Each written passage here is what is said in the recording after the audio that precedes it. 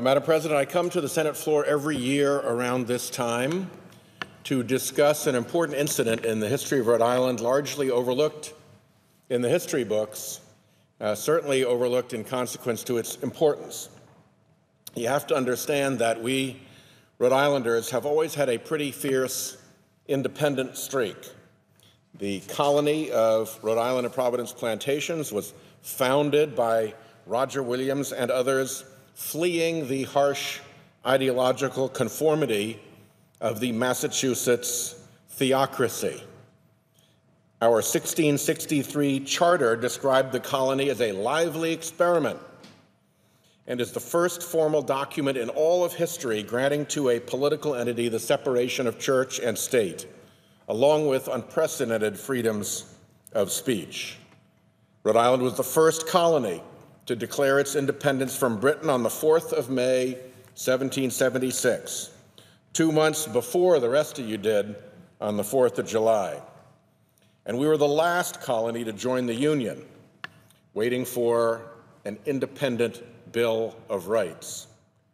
Like I said, independent streak. Colonial Rhode Islanders chafed at the inequities of British rule, especially the disruption of our liberty at sea. We're the ocean state. Living and working on the water has always been a Rhode Island way of life.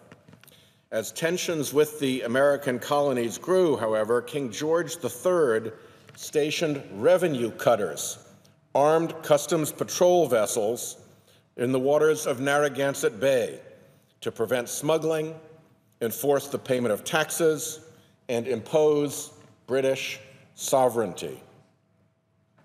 In 1764, after a British ship called the HMS St. John stole goods from Newport merchants, a group of Rhode Islanders seized control of Fort George on Goat Island in Newport Harbor and fired cannons on the vessel. In 1769, the HMS Liberty, a sloop confiscated by the British from none other than John Hancock and repurposed as their customs vessel, was boarded, scuttled, and burned by a mob of angry Rhode Islanders.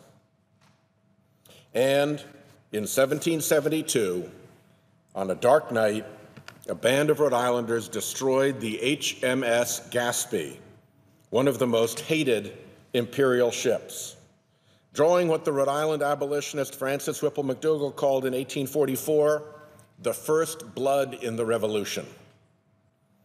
The Gaspee and its captain, Lieutenant William Duddingston, were known for destroying Rhode Islanders' vessels, seizing their cargo, and flagging down ships to harass, humiliate, and interrogate the colonials.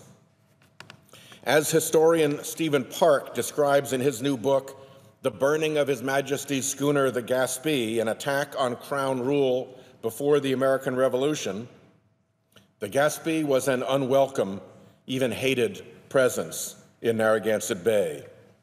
Rhode Island Deputy Governor Darius Sessions complained to Governor Joseph Wanton in March 1772 that Lieutenant Duddingston had, quote, no legal authority to justify his conduct, and his commission was more of a fiction than anything else. When British authorities assured Governor Wanton that Duddingston was there to protect the Rhode Island colony from pirates, the governor replied that he didn't know whether Duddingston was protecting them from pirates or was the pirate himself. On June 9th, 1772, all this tension came to a head. On this day, Rhode Island Captain Benjamin Lindsay was en route to Providence from Newport in his ship, the Hannah.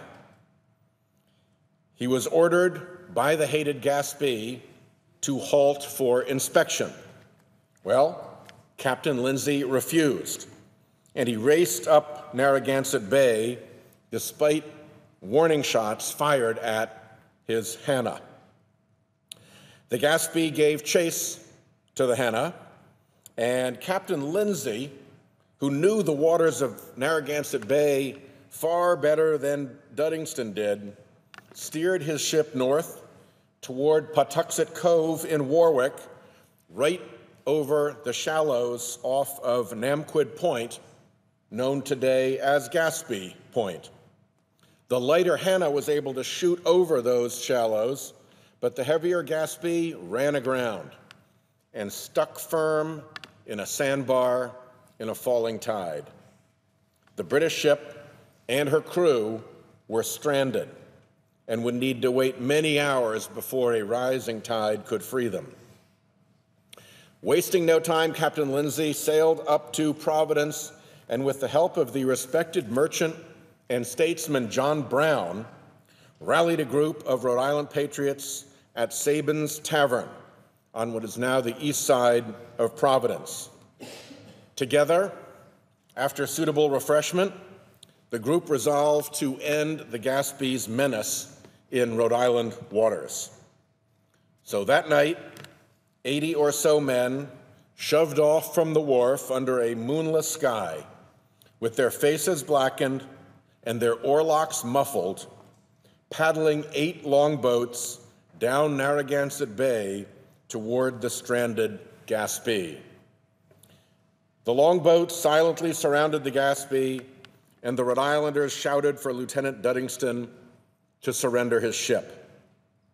As Daniel Harrington recounted in the Providence Journal, Captain Abraham Whipple spoke first for the Rhode Islanders, summoning Duddingston thus: "I am Sheriff of Kent County, expletive. I have a warrant to apprehend you, expletive. So surrender, expletive." It was a classic Rhode Island greeting. Surprised and enraged, Duddingston refused and ordered his men to fire upon anyone who attempted to board the Gaspee. Gunshots struck out in the night, and musket balls hit Lieutenant Duddingston in his groin and his arm. The Rhode Islanders, outnumbering the British, swarmed onto the deck and commandeered the ship. Brown ordered one of his Rhode Islanders, a physician named John Mauney, to tend to Lieutenant Duddingston's wounds. After properly plundering the lieutenant's quarters, the Patriots removed the British crew to land and returned to torch the Gaspee.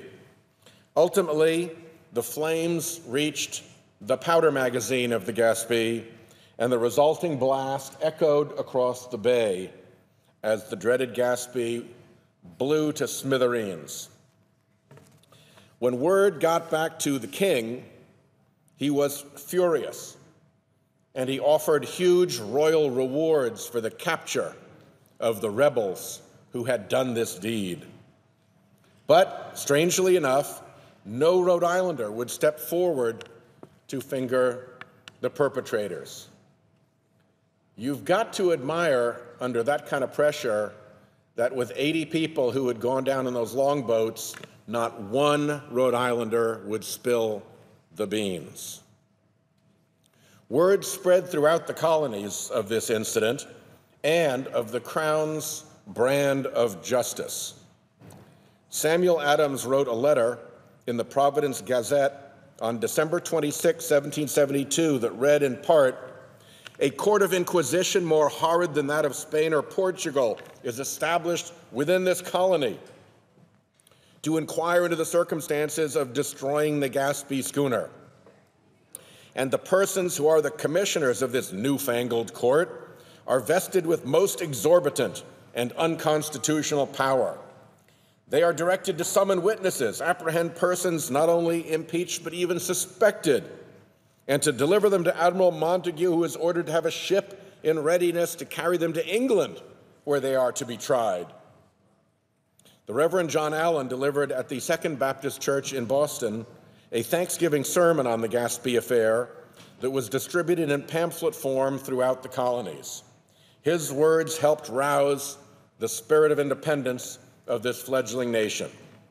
He said, "Supposing that the Rhode Islanders, for the sake of the blood-bought liberties of their forefathers, for the sake of the birthrights of their children, should show a spirit of resentment against a tyrannical, arbitrary power that attempts to destroy their lives, liberties, and property, would it not be insufferably cruel for this which the law of nature and nations teaches them to do, to be butchered, assassinated, and slaughtered in their own streets by their own king.